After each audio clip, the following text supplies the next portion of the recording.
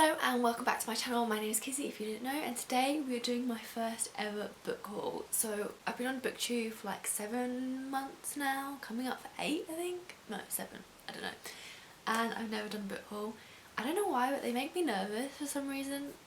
Don't know why, it's totally irrational, but there you go. So I'm going to be doing all the books that I have bought since kind of lockdown started. I can't remember the exact date lockdown started or the exact date I bought these books, but it was pretty much after I came home from uni for Easter, like a week or so into that. So I'm good doing it. All the books I brought since coming home, basically. Let's get started, I suppose. So the first lot of books that I bought was a heck of a lot of Brandon Sanderson. So I've got 3 Brandon Sanderson books here, 2 from the same series. We have the second of the Final Empire, which is the Well of Ascension, and the third, which is the Hero of Ages. I'm trying to also be quiet because my mum's sleeping next door, so she's been on a night shift and she's got another one today. So if I'm whispering, I'm really sorry. I hope you can still hear me, but I'm trying not to be loud or too overexcited. But there we go.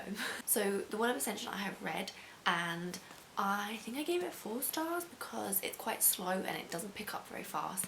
You have to be like a good halfway, 2/3 of the way through before it actually starts getting a bit like juicy. It is good, like I enjoyed reading it, I just didn't have that kind of urge to read it really quickly. But I think that's also partly like Brandon Sanderson's writing. He's quite a developed writer, like he takes a long time to get his plots kind of rolling. He takes a lot of groundwork first, if that makes sense. So yeah, I enjoyed that. I haven't actually got onto the Hero of Ages, I'm hoping to soon, but that is one that I bought because I think I freaked out because I couldn't find this edition anywhere except Waterstones. So I was like panicking that they were going to run out, so I bought it. I don't think that's true, I don't think they will run out, but I don't know. I bought it anyway. Oh no, that was for this edition. So for this edition I couldn't find it anywhere so that it would match the kind of rest of the books that I have of his. So I bought it as well, even though I don't know when I'm going to read it, but it is Warbreaker. So this is one I've actually been interested in a while. It has a magic system based on colour. I don't know how it uses it, but like I'm assuming different, because like of the things, different colours give you different powers or something like that. But it is a standalone, I believe. He might be making it into a series, but it's not certain, I don't think, from my knowledge. But it was originally published as a standalone anyway, so that will be fun. And it's not too long for a Brandon Sanderson, only 650 pages, that's alright. So yeah, I'm excited to get onto that one. I don't know. Oh, Biochromatic Magic, a power based on the essence known as breath, which can be collected 1 unit at a time from individual people. By using breath and drawing upon the colour of everyday objects, all manner of miracles and mischief can be performed. There you go. I don't actually know what the plot is. A lot of Brandon Sanderson books you just get told what the magic system is, which I think shows the credit of how good his magic systems are, but his plots are also quite good. I don't know what the next book I bought was. I'll try and do it vaguely in the order that I can remember, but we'll just have to see how it goes. So I think the next book I bought was Assassin's Blade by J Maas. So this is a prequel to the Throne of Glass series, and I read the Throne of Glass series years ago. It was the second fantasy that I've ever read, and it's kind of one of the ones that made me fall in love with the genre. Now it's pretty much what I read.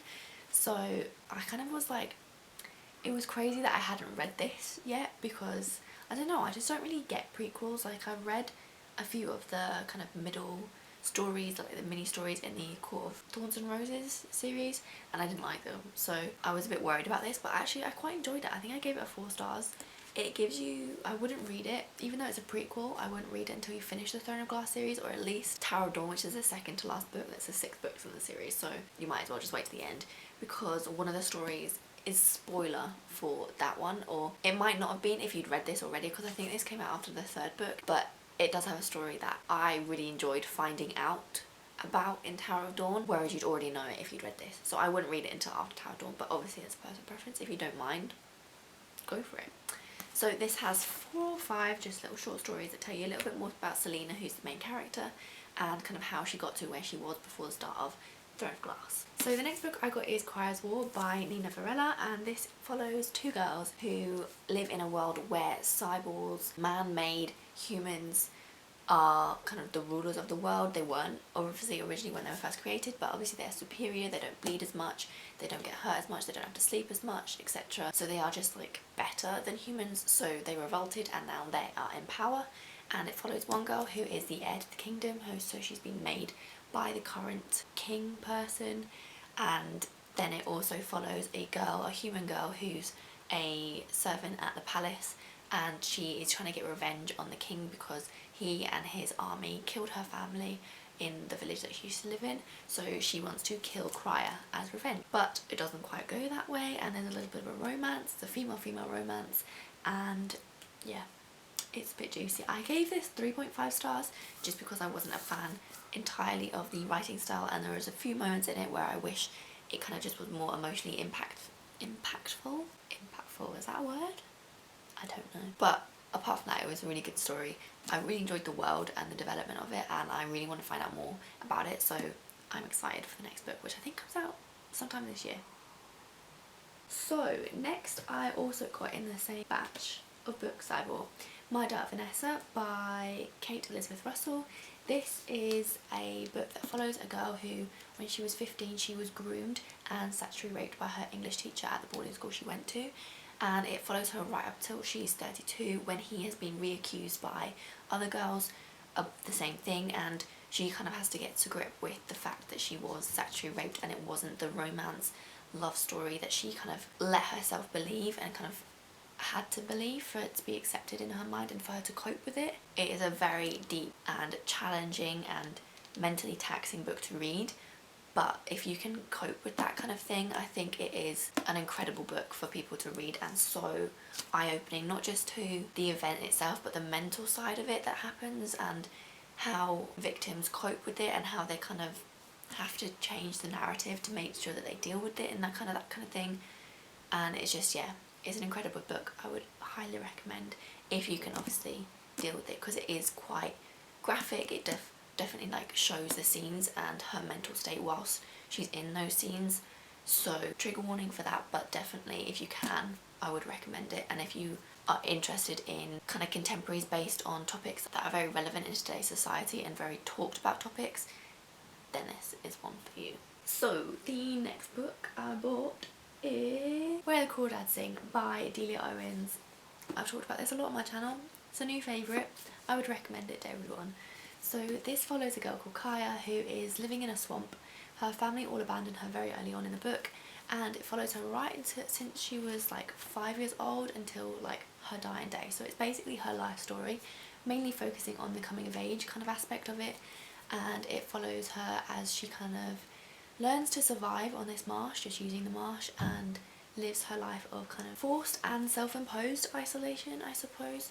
It's an incredible story, and it's so heartwarming and just a lovely read.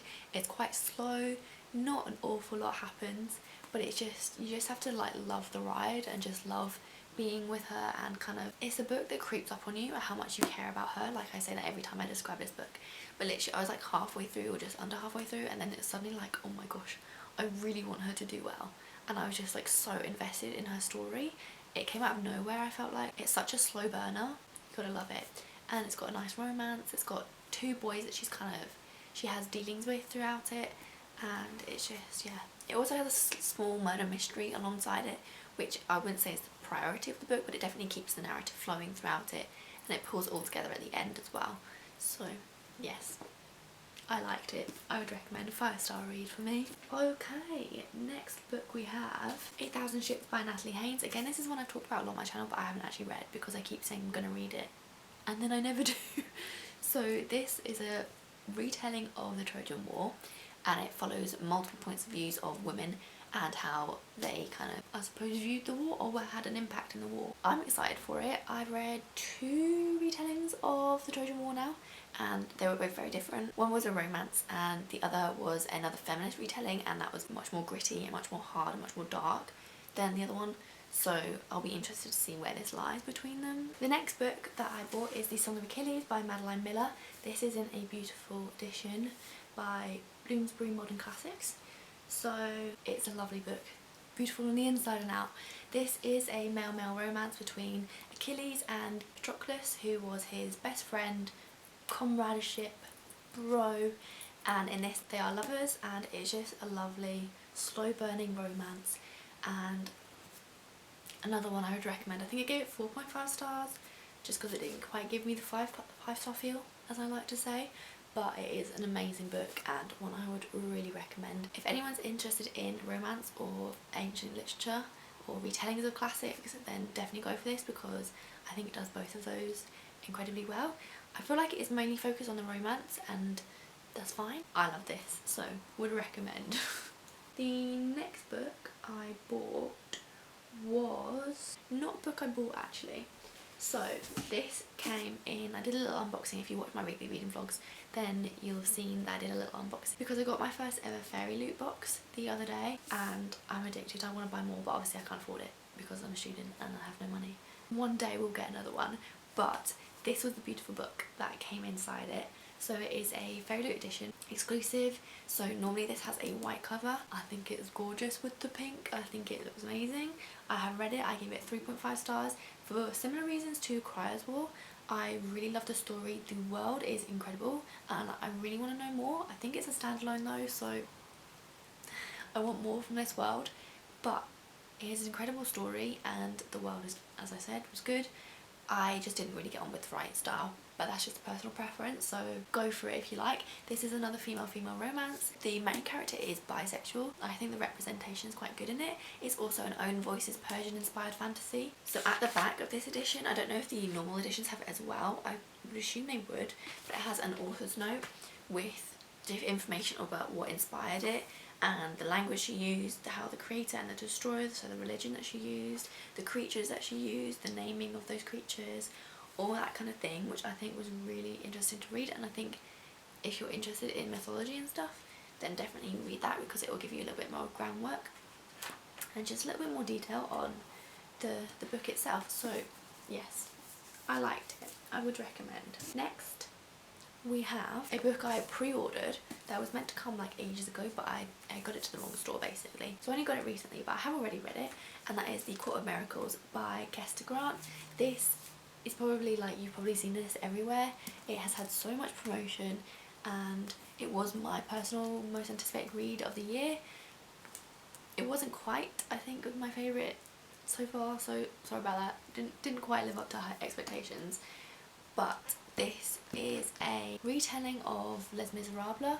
I don't know that story, so I can't tell you how accurate it is or how much it correlates between that, but it follows a underground society in Paris with, I think the idea is that if the French Revolution hadn't succeeded, I don't know history and I haven't checked it up, so I have no idea. This is just what I get from reading it. And it follows these courts of kind of criminals that have bounded together to make this Court of Miracles, and inside the Court of Miracles they have different guilds and they all rule separately and they just have these laws that kind of keep them all together and in line.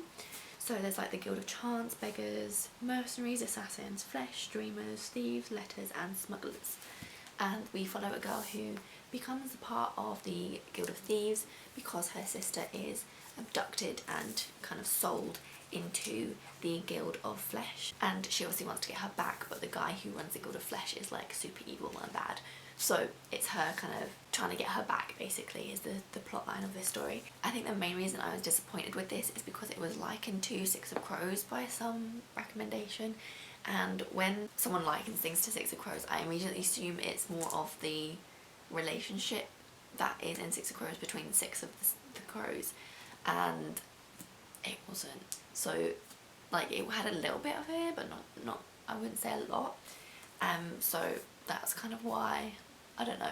I think when people liken things to Six of Crows, I just get my hopes way too high and it's never a good time. So I think that's the main reason why, if I hadn't had that expectation, I think I would have maybe enjoyed it a lot more. So the next book I have is this one here, and this is Wilder Girls by Rory Power. So this is a dystopian, I think, and I haven't read a dystopian in so long, like not since the dystopian phase after Hunger Games, and I'm very excited to get into it. It has a female-female romance, I believe, I'm not sure, and all I think I know is that it's a girl who is in like a boarding school and then they have a kind of disease and they all go into quarantine, but then her friend goes missing, so she has to leave quarantine to try and find her, I think is what it is.